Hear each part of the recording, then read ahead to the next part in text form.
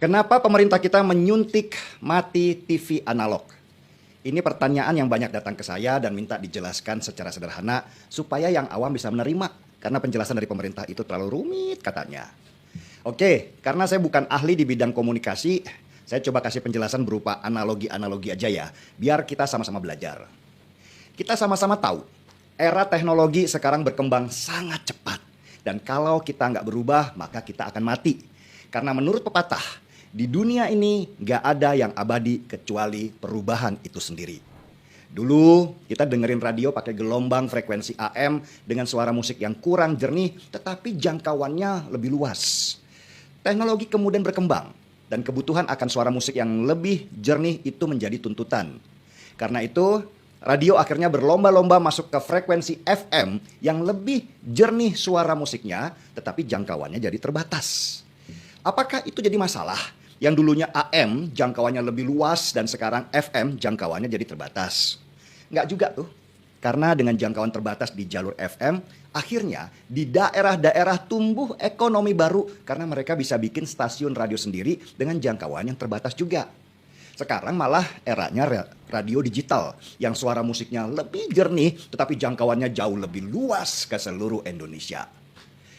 Begitu juga dengan telepon. Dulu kita hanya kenal telepon rumah yang pakai kabel atau telepon umum di beberapa tempat supaya komunikasi bisa tersambung. Tetapi teknologi berkembang cepat sekali sehingga muncul telepon seluler yang sudah nggak pakai kabel dan bisa dibawa kemana aja kita mau. Nah, telepon seluler ini untuk operasionalnya mereka butuh frekuensi. Kita ibaratkan aja ya, frekuensi ini sebuah jalan raya, di mana di jalan itu ada banyak kendaraan, mulai TV, radio, seluler, dan banyak lagi lah. Jalanan ini semakin lama semakin padat, karena kendaraannya juga semakin banyak.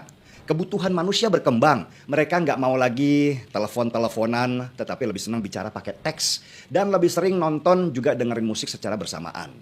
Dan akhirnya muncullah kendaraan baru yang bernama data. Yang membuat jalan raya yang tadi yang bernama frekuensi itu semakin padat jadinya. Akhirnya karena saking padatnya, kadang-kadang atau malah sering macet saking banyaknya kendaraan di sana. Nah, supaya nggak macet inilah pemerintah kemudian membagi jalan atau frekuensi tadi jadi beberapa jalan alternatif yang dibagi sesuai dengan jenis kendaraannya. Yang radio di jalan yang ini, yang seluler di jalan yang ini, yang TV di jalan yang ini. Sampai sini paham kan? Di dalam itu ada satu jalan raksasa atau frekuensi yang bernama jalan 700 MHz atau MHz. Di jalan 700 MHz inilah penuh dengan kendaraan yang bernama TV analog. TV analog ini boros banget. Satu stasiun TV mereka pakai satu jalur sendiri. Bayangkan ada berapa TV di negara kita. Mulai RCTI, SCTV, MNC dan banyak banget lah. Dan mereka masing-masing punya jalur spesial sendiri-sendiri di mana kendaraan lain nggak boleh lewat. Akhirnya karena saking borosnya itu jalur, jalan raya atau frekuensi yang bernama 700 MHz itu cuman tinggal menyediakan satu jalur saja untuk kendaraan baru yang bernama data. Memasuki era 5G, kebutuhan jalur untuk data ini semakin kuat. Data di 5G nggak bisa lagi pakai satu jalur, tapi harus beberapa jalur. Bahkan harus ada jalan layangnya juga.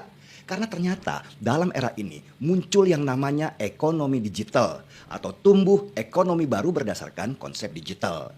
Di sana ada YouTuber, ada Instagramer, ada cloud, ada streaming. Wah, macam-macam ekonomi baru akan tumbuh di 5G ini.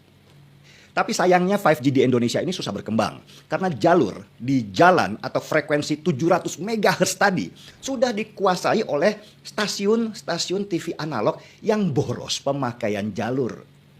Karena itulah, meski negara tetangga seperti Singapura dan Malaysia sudah pakai internet 5G yang seperti naik mobil di jalan tol, cepatnya, internet di Indonesia masih lelet karena terlalu banyak kendaraan di frekuensinya. Iri nggak kita sama mereka? Lagian semakin sering macet internetnya, ekonomi digital kita juga nggak bisa tumbuh. Padahal ada potensi pendapatan senilai ribuan triliun rupiah buat kita dan negara kalau ekonomi digital kita tumbuh. Sedangkan ekonomi digital itu membutuhkan internet yang super cepat. Nah, berdasarkan itulah pemerintah kita mulai mengatur jalan raya yang bernama 700 MHz tadi dengan menertibkan TV analog. TV-TV analog itu kemudian disuntik mati izinnya dan dipersilahkan atau kalau bisa dibilang dipaksa berubah menjadi digital. Jalur digital ini lebih hemat. Kalau dulu TV analog makan satu jalur sendirian, dengan jalur digital, satu jalur saja bisa dipakai sampai 13 stasiun televisi di sana. Udah paham kan? Dengan diaturnya frekuensi TV analog ke digital yang hanya cukup butuh satu jalur saja yang bisa dipakai bersamaan, maka jalan raya atau frekuensi yang bernama 700 MHz itu jadi nggak sempit lagi. Dan jalur yang luas inilah yang bisa dipakai internet super cepat atau 5G. Semua memang serba digital sekarang, udah nggak musim lagi analog. Kalaupun ada yang marah-marah karena siaran TV analognya dimatikan, pemerintah sudah bagikan alat untuk migrasi ke digital. Kalaupun ada pemilik stasiun televisi seperti Haritanu Sudibyo yang marah-marah, itu karena dia harus investasi lagi alat untuk stasiun-stasiun TV analognya berubah ke digital. Tapi ya itu, yang abadi di dunia ini cuma perubahan itu sendiri. Kalau tidak kita mati. Kalau internet kita tidak super cepat, maka ekonomi digital di negara kita nanti akan diserap Malaysia dan Singapura dong. Kita cuma jadi penonton aja. Mau nggak begitu?